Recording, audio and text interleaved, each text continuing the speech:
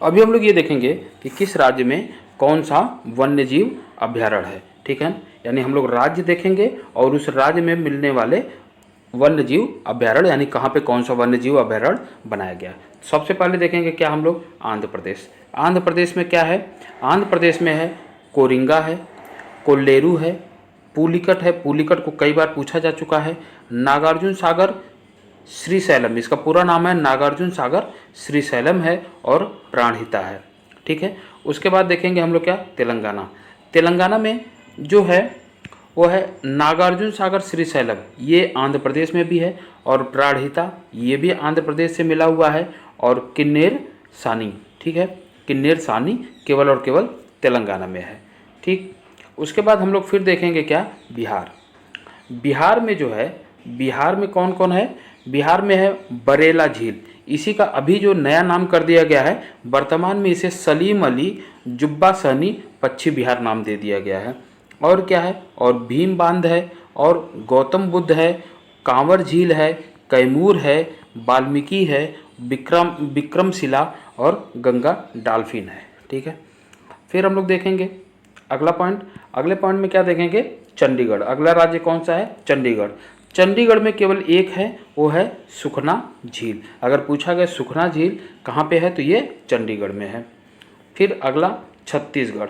छत्तीसगढ़ में जो है वह, छत्तीसगढ़ में अचानक कमार है। छत्तीसगढ़ में क्या है, अचानक कमार है और सीता नदी। ठीक, फिर देखेंगे हम लोग गोवा। गोवा में जो है, गोवा में भगवान महावीर है, या इसी को मोल्लेम कहते हैं, भगवान महावीर या मोल्लेम, कहाँ है ये, गोवा में है। ठीक, फिर होगा क्या, फिर गुजरात। गुजरात में जो है, यहाँ पे कई जो हैं, तो गुजरात में सबसे पहले है ग्रेट इंडियन बस्टर्ड है। उसके बाद गिर, जो कि बहुत बार पूछा गया, कच्छ की खाड़ी है, इसी को मरीन के नाम से भी जाना जाता है, नल सरोवर है, नारायण सरोवर है, नारायण सरोवर को ही चिंकारा के नाम से जाना जा रहा है, पूर्णा है, और जंगली गधा है। ठीक है, फिर आएगा क्या, हिमाचल प्रदेश। तो हिमाचल प्रदेश में जो है, हिमाचल प्रदेश में है चंद्रताल है। ठीक है, और पोंग डैम झील है। पोंग डैम झील भी कहाँ है, हिमाचल प्रदेश में है, और रेणुका है। ठीक, फिर हम लोग देखेंगे जम्मू कश्मीर को। जम्मू कश्मीर में आपका है चांगथाल शीत मरुस्थल है, चांगथाल शीत मरुस्थल है, हेकेर सर है, सुरिनसर है, और मानसर है।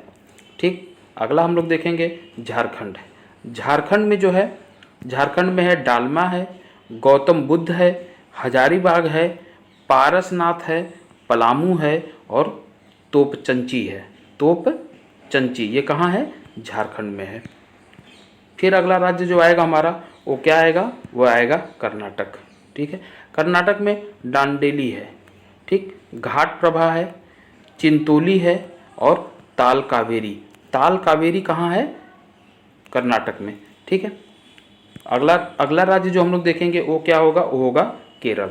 ठीक है, केरल में थड़ेक्कड़ है, इदुक्की है, नेय्यार है, परम्बिकुलम है, मालाबार है, पेरियार है, वायनाड है, और कुमाराकाम है। देखिए, पेरियार और वायनाड कई बार पूछा गया है। अगला स्टेट जो हम लोग देखेंगे वो देखेंगे क्या, मध्य प्रदेश को। ठीक, अगला स्टेट हमारा है मध्य प्रदेश।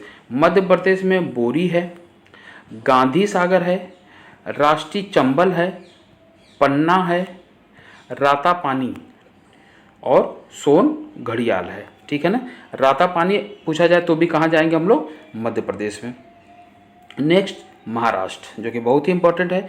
महाराष्ट्र में क्या है, फड़साड़ है। ठीक है ना, बोर है, कल सुबाई है, हरिश्चंद्र घाट है, मेल घाट है, नागजीरा पच्छी है, पेनगंगा है, उमरेद करहांडला है। अगला स्टेट जो आएगा वह आएगा उड़ीसा। ठीक, उड़ीसा में जो है, उड़ीसा में कौन कौन से हैं, तो उड़ीसा में सबसे जो महत्वपूर्ण है वह है भीतरकनिका, कई बार पूछा गया, भीतरकनिका। अगला क्या है, चिल्का है। फिर गहीरमाथा, इसी को अभी आज की डेट में मैरीन भी कहते हैं। नंदनकानन, ये भी बहुत पूछा गया है। सतकोसिया है, और क्या है, और गार्ज है। ठीक है, गार्ज है, और सिमलीपाल। उसके बाद अगला स्टेट जो देखेंगे वो हम लोग देखेंगे क्या, पंजाब। पंजाब में नहीं ज़्यादा कुछ है, सिर्फ एक है हरिके झील। हरिके झील कहाँ है, पंजाब में है। फिर आता है राजस्थान। राजस्थान को अगर देखेंगे हम लोग तो राजस्थान में मिलेगा माउंट आबू मिलेगा, सरिस्का मिलेगा, जवाहर सागर मिलेगा जो कि बहुत इंपॉर्टेंट है, और राष्ट्रीय चंबल मिलेगा, और वन विहार। राष्ट्रीय चंबल वन विहार असल में एक ही है, ठीक। फिर देखेंगे हम लोग तमिलनाडु को। तमिलनाडु में जो है, तमिलनाडु में सबसे पहले कोडाईकनाल है, नेल्लई है, पॉइंट कैलिमर है, पुलिकट झील है, सत्यमंगलम है, कलक्कड़ है, इंदिरा गांधी या अन्नामलाई है, और वेदांतगल है। उसके बाद देखेंगे अपना उत्तर प्रदेश। अपने उत्तर प्रदेश में जो है सबसे पहले क्या है, वह है बखिरा है, ठीक है। अगला कैमूर है, फिर महावीर स्वामी है, फिर राष्ट्रीय चंबल है, उसके बाद ओखला पश्चिम बिहार है, फिर पटना पश्चिम बिहार है। अब ये पटना पश्चिम बिहार पटना में नहीं है, पटना पश्चिम बिहार कहाँ है, उत्तर प्रदेश में है। अगला स्टेट दिल्ली। दिल्ली में जो है असोला भाटी है, इसी को इंदिरा प्रियदर्शिनी भी कहते हैं। नेक्स्ट जो हम लोग देखेंगे अरुणाचल प्रदेश। अरुणाचल प्रदेश में जो है, अरुणाचल प्रदेश में है पखुई। पखुई कहाँ है, अरुणाचल प्रदेश में, और सेसा आर्किड भी अरुणाचल प्रदेश में है। नेक्स्ट राज्य देखेंगे हम लोग असम। असम में दीपोर बील है, पूर्वी कार्बी आंगलांग है, और लाओ खोवा है, ठीक। नेक्स्ट हम लोग देखेंगे मिजोरम। मिजोरम में क्या है कि मिजोरम में जो सबसे पहले क्या है, दम्पा और थोरांटलाग और दम्पा, ये कहाँ है, ये मिजोरम में है, ठीक। फिर देखेंगे हम लोग सिक्किम। सिक्किम में जो है किताम और पांगोलखा है, ठीक। दो हैं सिक्किम में, किताम और पांगोलखा। त्रिपुरा में देखेंगे तो त्रिपुरा में गुमटी है और सिपाही जाला है, ठीक। नेक्स्ट नागालैंड। नागालैंड में फाकिम है। नागालैंड में कौन है, फाकिम है, और उत्तराखंड में एक है, वो है केदारनाथ। तो इस तरह से पूरे हिंदुस्तान में या अपने भारत में जितने भी पक्षी विहार हैं वो सब, या पक्षी अभयारण्य, वो सब के सब हमने दे दिया है।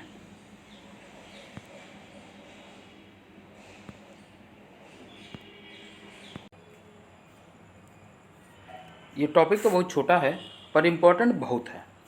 देखिए अभी हम लोग जो देखने जा रहे हैं उसमें हम देखेंगे कि भारतीय नोटों के रंग एवं उन पर छपे चित्र, यानी किस नोट का रंग किस तरह का है और किस नोट पे क्या छपा हुआ है। नोट सबके पास है लेकिन याद बहुत कम लोगों को है। तो आइए देखते हैं। सबसे पहले हम लोग देखेंगे सबसे छोटी नोट यानी 10 रुपये की नोट। 10 रुपये की नोट का जो कलर है वह है चॉकलेट ब्राउन, और इस पे जो चित्र बना हुआ है वह है कोणार्क का सूर्य मंदिर। कोणार्क का सूर्य मंदिर बना हुआ है 10 रुपये के नोट पे। दूसरा देखेंगे हम लोग 20 रुपये का नोट। 20 रुपये का नोट जो है यह हरित पीला है, और इस पे जो फिगर बना हुआ चित्र जो है, यह चित्र है इस पे एलोरा की गुफाएं। 50 रुपये का नोट। 50 रुपये के नोट का जो कलर है वो फ्लोरोसेंट ब्लू है, और इस पे हम्पी का पत्थर से बना रथ बना हुआ है। 50 रुपये की नोट पे जो चित्र है वो क्या है, वो हम्पी पे पत्थरों से जो बना हुआ रथ है उसका चित्र बना है। 100 रुपये का नोट जो है ये लेवेंडर कलर का है, और इस पर रानी की वाव का चित्र बना हुआ है। 200 रुपये का जो नोट है यह ब्राइट येलो कलर का है, और इस पर सांची का स्तूप बना हुआ है। फिर हम लोग देखेंगे 500 रुपये का जो नोट है, इसका जो कलर है यह है स्टोन ग्रे, और इस पर लाल किला बना हुआ है, ठीक है। और अंत में 2000 रुपये का जो नोट है इसका कलर मेजेंटा है, और इस पर जो है मंगलयान बना हुआ है। इस तरह से हम लोगों ने जितनी भी नोट आज की डेट में भारतवर्ष में चलती हैं, वो चाहे 10 रुपये की हो, 20 हो, 50 हो, 100 हो, 200, 500 और 2000, उन सभी नोटों का कलर देखा और उस पर कौन सा चित्र बना है ये देखा।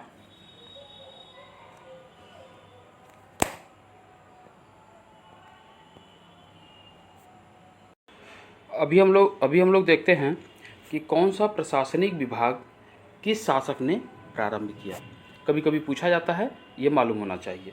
पहला, दीवाने मुश्तख राज या राजस्व विभाग इसी को भी कहते हैं। इसकी शुरुआत की थी अलाउद्दीन खिलजी ने। अगला, दीवाने रियासत या इसी को कहा गया बाजार नियंत्रण विभाग, इसकी भी शुरुआत किसने की है? अलाउद्दीन खिलजी ने। यानी दीवाने मुश्तक राज और दीवाने रियासत, ये दोनों की शुरुआत कौन करता है? अलाउद्दीन खिलजी। अगला देखिए, दीवाने अमीर कोही या इसी को कहा गया क्या? कृषि विभाग, तो इसकी शुरुआत किसने किया है? मोहम्मद बिन तुगलक ने किया है।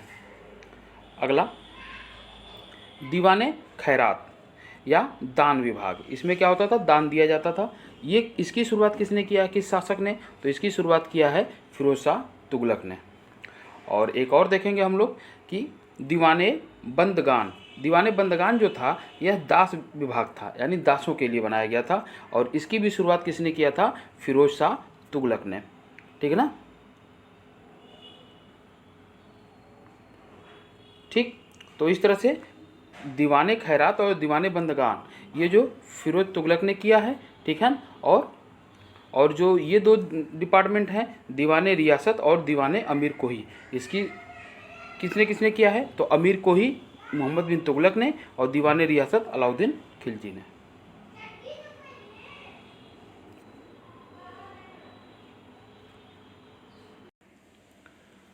अभी हम लोग इस छोटी सी वीडियो में ये देखेंगे कि जो 12 ज्योतिर्लिंग हैं वो कहाँ कहाँ हैं। यानी हम लोग क्या देखने वाले हैं? हम लोग ये देखने वाले हैं कि भारत में जो 12 ज्योतिर्लिंग है वो कहाँ कहाँ हैं।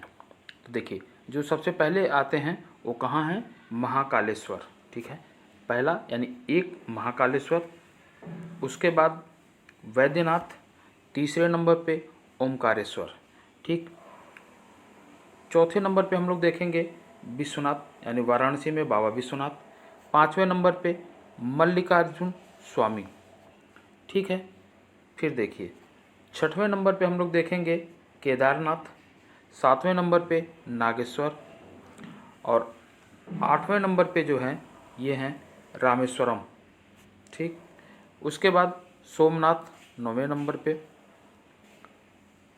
10वें नंबर पे हो गए भीमाशंकर, 11 नंबर पे हो गए त्र्यंबकेश्वर, और 12 नंबर पे हो गए घृणेश्वर। यानी 12 जो ज्योतिर्लिंग हैं ये 12 ज्योतिर्लिंग इन्हीं नाम से हैं, 12 जगहों पे स्थापित किए गए हैं शंकराचार्य के द्वारा।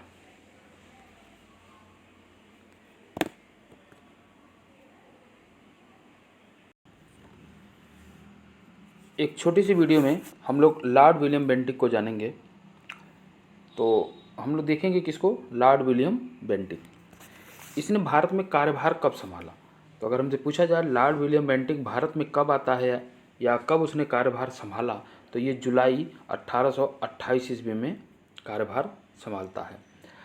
इसने इसके जो इम्पोर्टेंट काम है उन्होंने क्या किया? सती प्रथा का अंत किया, बालिका शिशुवध को समाप्त करने के लिए हद से ज़्यादा प्रयत्न किया, और ठगी प्रथा का ये अंत करते हैं।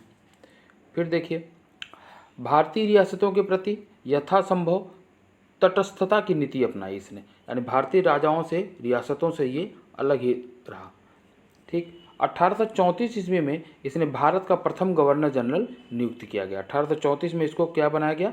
भारत का पहला गवर्नर जनरल बनाया गया। अगर आपसे पहला गवर्नर जनरल पूछा जाए तो कौन होगा? विलियम बेंटिक होगा। उसके बाद देखिए, ठगों के विरुद्ध कार्रवाई किया इसने, और कैप्टन स्लीमैन की नियुक्ति की। यानी कैप्टन स्लीमैन को किस लिए नियुक्त किया था? ठगों को अंत करने के लिए। अगला जो कि बहुत ही मोस्ट इम्पॉर्टेंट, 1831 ईस्वी में इसने मैसूर का अंग्रेजी साम्राज्य में विलय कर लिया, और 1834 ईस्वी में कुर्ग तथा कछार का, यानी कुर्ग कछार का इसने कब किया? 1834 में किया, और मैसूर का कब किया? 1831 ईस्वी में किया। उसके बाद अफीम के व्यापार को नियमित तथा अनुपत्रित करने के लिए केवल बम्बई बंदरगाह से ही निर्यात करना प्रारंभ किया। यानी जो अफीम का निर्यात होता था वो कहाँ से करना शुरू कर दिया? केवल और केवल बम्बई बंदरगाह से। उसके बाद देखिए, निजाम नासिरुद्दौला के कहने पर हैदराबाद से अंग्रेज अधिकारी को वापस बुला लिया। यानी हैदराबाद का जो निज़ाम था, निज़ाम नासरुद्दौला, इसी के कहने पे वहाँ से अंग्रेज अधिकारियों को वापस बुला लेता है। अगर आपसे पूछा जाए कि हैदराबाद से अंग्रेज अधिकारियों को लॉर्ड विलियम बेंटिक ने किसके कहने पे वापस बुलाया, तो नासिरुद्दौला के कहने पे।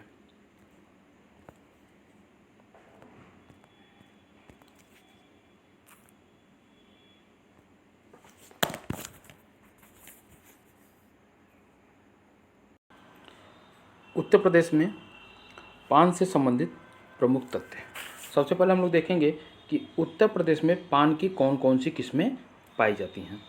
तो सबसे पहले देखिए, मीठा पान होता है, महोबा वाला पान होता है, बनारसी पान होता है जो कि बहुत ही ज़्यादा मशहूर है, कपूरी पान होता है, बंगला पान होता है, सांची पान होता है, मगही पान होता है, और देखेंगे हम लोग देसावरी पान होता है, रामटेक पान होता है और कलकतिया पान होता है, जिसमें से ये बनारसी पान तो सबसे ज़्यादा मशहूर है, ठीक है ना, और वो भी बनारस का। चलिए फिर हम लोग कुछ पान से रिलेटेड कुछ और इम्पोर्टेंट तथ्य देख लेते हैं। जैसे पान प्रयोग एवं प्रशिक्षण केंद्र कहाँ स्थित है? महोबा में। उत्तर प्रदेश का प्रमुख आंवला उत्पादक जिला कौन सा है? प्रतापगढ़। उत्तर प्रदेश में प्रमुख लीची उत्पादक जिले कौन से हैं? तो सहारनपुर और मेरठ हैं। फिर देखेंगे हम लोग कि उत्तर प्रदेश में अमरूद का उत्पादन मुख्यतः कहाँ होता है? तो ये प्रयागराज में होता है और कौशाम्बी जिलों में मेनली होता है। आलू निर्यात जोन कहाँ स्थित है? तो ये आगरा उत्तर प्रदेश में स्थित है। प्रदेश की एकमात्र अफीम फैक्ट्री कहाँ पे है? तो यह केवल और केवल गाजीपुर में है। प्रदेश में पुष्प से इत्र कहाँ बनाया जाता है? तो ये बनाया जाता है कन्नौज में। कन्नौज को ही इत्र नगरी के नाम से भी जानते हैं, ठीक है।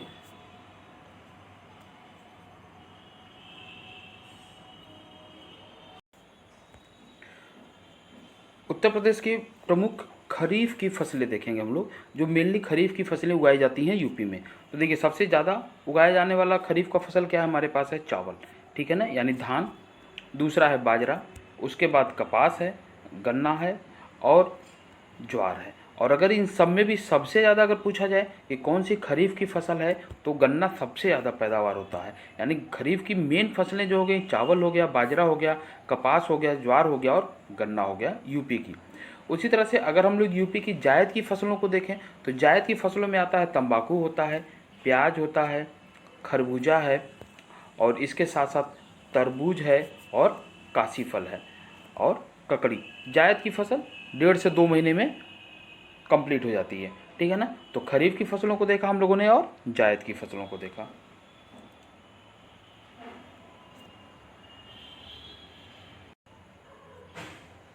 यूपी की प्रमुख रबी की फसलों को अगर देखें, प्रमुख रबी की फसल तो गेहूं है, जौ है, चना है, मटर है, तंबाकू है और इसके साथ साथ क्या है? लाही है, आलू है और सरसों है। तो हम लोगों ने इस तरह से खरीफ, रबी और जायद, यूपी की तीनों की जो मेन फसलें हैं उनको हम लोगों ने देख लिया है।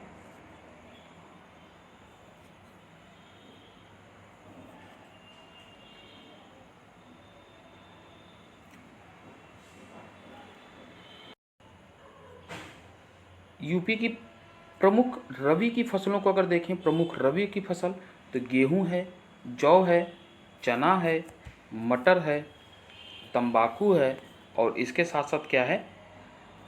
लाही है, आलू है और सरसों है। तो हम लोगों ने इस तरह से खरीफ, रबी और जायद, यूपी की तीनों की जो मेन फसलें हैं उनको हम लोगों ने देख लिया है।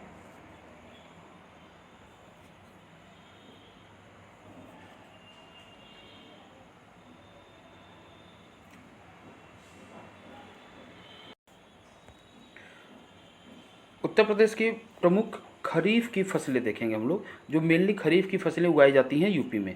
तो देखिए, सबसे ज़्यादा उगाया जाने वाला खरीफ का फसल क्या है? हमारे पास है चावल, ठीक है ना, यानी धान। दूसरा है बाजरा, उसके बाद कपास है, गन्ना है और ज्वार है। और अगर इन सब में भी सबसे ज़्यादा अगर पूछा जाए कि कौन सी खरीफ की फसल है, तो गन्ना सबसे ज़्यादा पैदावार होता है। यानी खरीफ की मेन फसलें जो हो गई, चावल हो गया, बाजरा हो गया, कपास हो गया, ज्वार हो गया और गन्ना हो गया यूपी की। उसी तरह से अगर हम लोग यूपी की जायद की फसलों को देखें तो जायद की फसलों में आता है तंबाकू होता है, प्याज होता है, खरबूजा है, और इसके साथ साथ तरबूज है और काशी फल है और ककड़ी। जायद की फसल 1.5 से 2 महीने में कंप्लीट हो जाती है, ठीक है ना। तो खरीफ की फसलों को देखा हम लोगों ने और जायद की फसलों को देखा।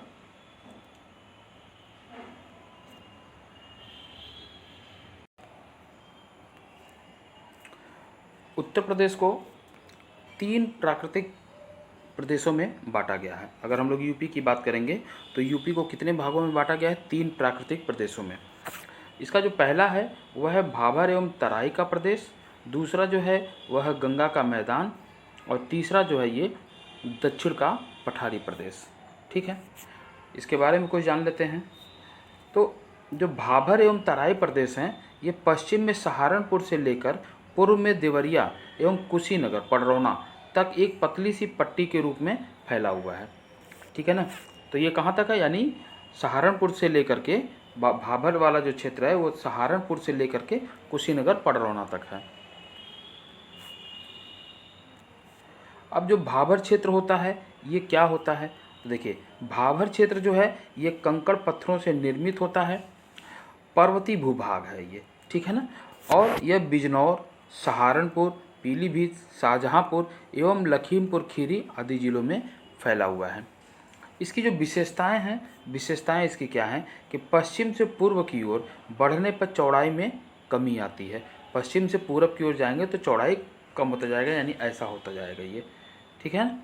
फिर क्या है? नदियों का लुप्त हो जाना, इसमें नदियां आकर के लुप्त हो जाती हैं। अगला देखिए कि जो तराई क्षेत्र है इसकी क्या है? तो इसको हम लोग किसको तराई क्षेत्र कहेंगे? तो महीन अवसादों से निर्मित भाबर के दक्षिण में दलदली एवं गाद मिट्टी वाला क्षेत्र, इसी को हम लोग क्या कहेंगे? तराई क्षेत्र कहेंगे। इसका तराई क्षेत्र का जो विस्तार है, फैलाव है, कहाँ कहाँ है? तो ये सहारनपुर में है, बिजनौर में है, और बिजनौर से बरेली तक है, और महाराजगंज, देवरिया आदि जिलों से संबंधित है। महाराजगंज, देवरिया ये सब जो है तराई क्षेत्र में आते हैं। इसकी विशेषता ये है कि गन्ना, गेहूँ, जूट आदि फसलें अधिक पैदा की जा सकती हैं। घने जंगल और लंबे हाथी घासों से ये ढका हुआ क्षेत्र है, और भूमि सुधार कार्यों के कारण चौड़ाई में कमी हुई, जिससे उपजाऊ भूमि किसानों को प्राप्त हुई।